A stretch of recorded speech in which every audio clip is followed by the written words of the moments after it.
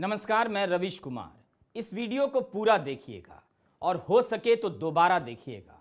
घुसपैठ भारत की राजनीति का वो भूत है और झूठ है जिसे जब चाहे कहीं भी खड़ा कर दिया जाता है।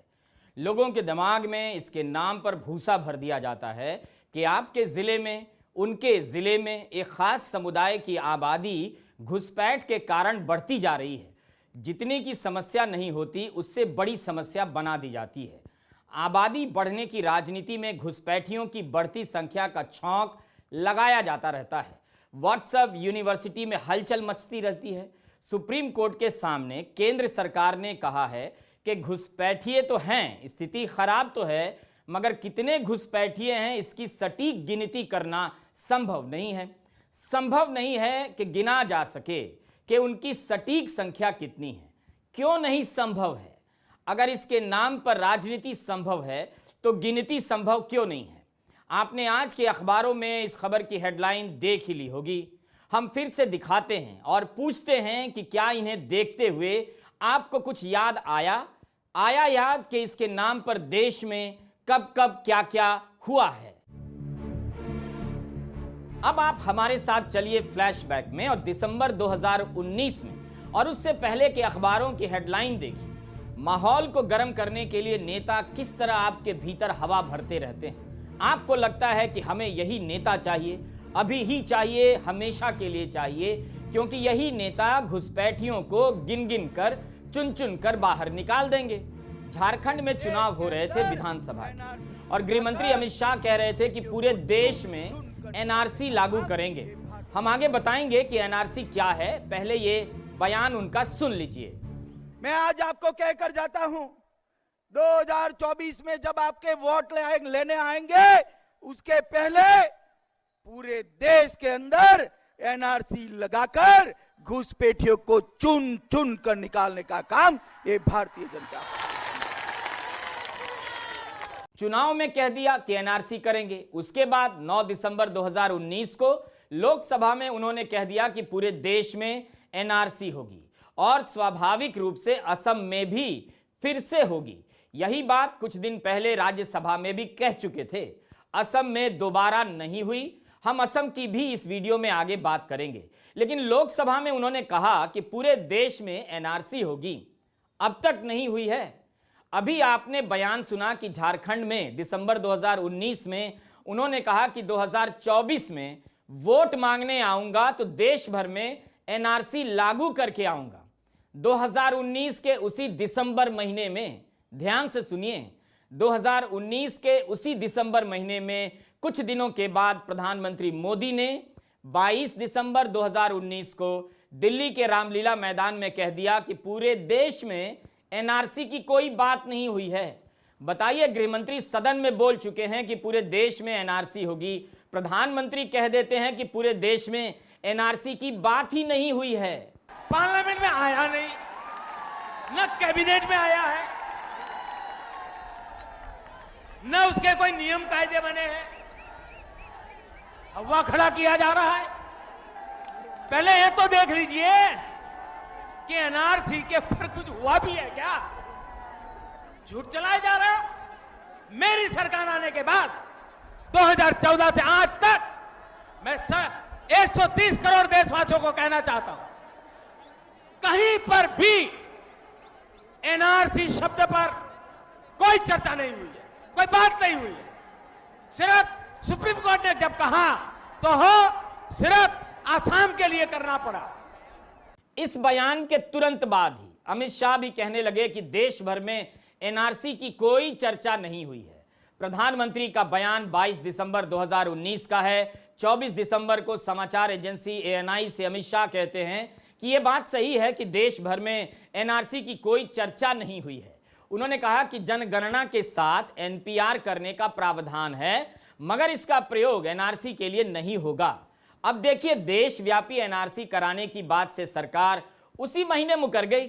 आपको यह तो पता होगा कि अभी तक भारत में जनगणना नहीं हुई है। 2011 के बाद 2021 में जनगणना होनी चाहिए थी। फिलहाल 2024-25 तक के लिए स्थगित कर दी गई है। असल में जनगणना कब होगी किसी को पता नहीं, मगर घुसपैठ, बांग्लादेशी घुसपैठिए और मुस्लिम आबादी का भूत का नचाना बंद नहीं होता है। जब कपड़ों से ही लोग पहचाने जा सकते हैं, शायद इसलिए जनगणना की जरूरत नहीं। आपको याद होगा कि दिसंबर 2019 में झारखंड की ही चुनावी रैली में प्रधानमंत्री मोदी ने नागरिकता कानून के खिलाफ प्रदर्शन में लोगों को कपड़ों से पहचानने की बात कही थी, एक समुदाय की तरफ इशारा किया था। लेकिन जो गोली मारने के नारे लगा रहे थे उनका कुछ नहीं हुआ। राज्य मंत्री से केंद्र मंत्री बन गए। अभी तक अदालत में इस पर फैसला नहीं आया है कि मंत्री के खिलाफ एफआईआर होनी चाहिए या नहीं।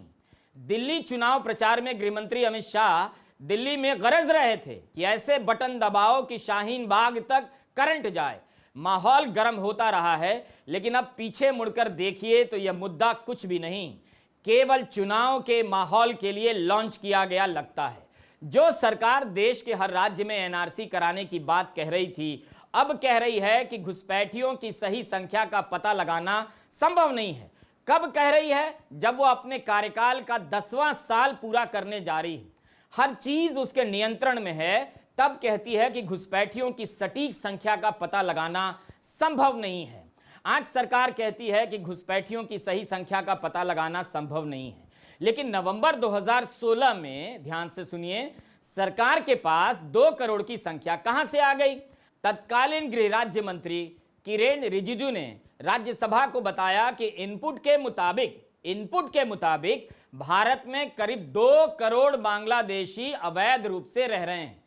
उस समय की मीडिया रिपोर्ट में छपा है कि 2004 की तुलना में 67% की वृद्धि हुई है। यूपीए ने तब 1.25 करोड़ का अनुमान दिया था, जो अनुमान देने के बाद वापस ले लिया था। इस तरह से एक नंबर लॉन्च कर दिया गया, 2 करोड़।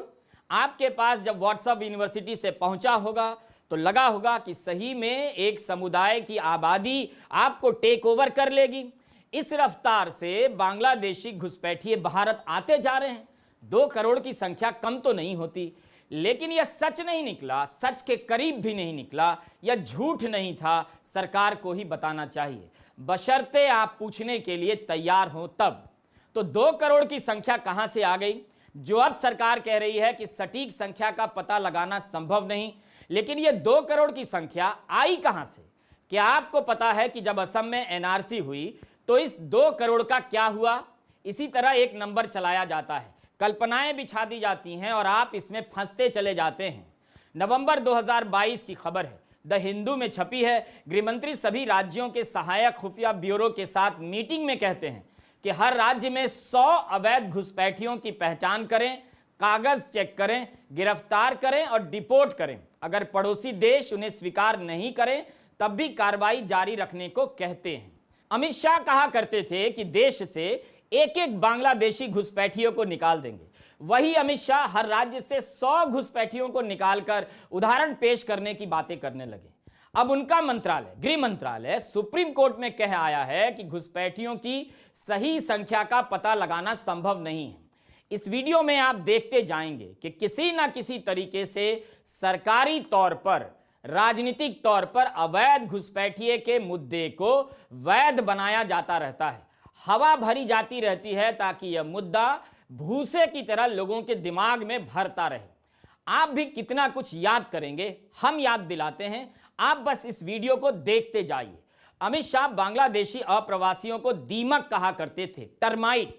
पश्चिम बंगाल के चुनावों में उनके भाषण निकाल लीजिए। बंगाल चुनाव के पहले चरण के मतदान के दिन प्रधानमंत्री मोदी बांग्लादेश दौरे के दौरान मटुआ समुदाय के मंदिर चले गए ताकि पश्चिम बंगाल के मटुआ समुदाय को प्रभावित कर सकें। मीडिया विश्लेषण में ऐसा लिखा गया है, तब इसे मास्टर स्ट्रोक कहा गया। इसी समुदाय की एक सभा में गृह राज्य मंत्री अजय मिश्रा टेनी ने पिछले महीने कह दिया कि अगले साल 30 मार्च तक सीएए के नियम बनकर तैयार हो जाएंगे। याद रहे, उस समय 2024 का आम चुनाव अपने चरम पर होगा। यही वो मुद्दा था जिसके लिए अमित शाह क्रोनोलॉजी समझाया करते थे कि पहले सीएए आएगा, उसके बाद एनआरसी। अब ना तो एनआरसी का पता है, ना सीएए का, नागरिकता कानून जिसे कहते हैं।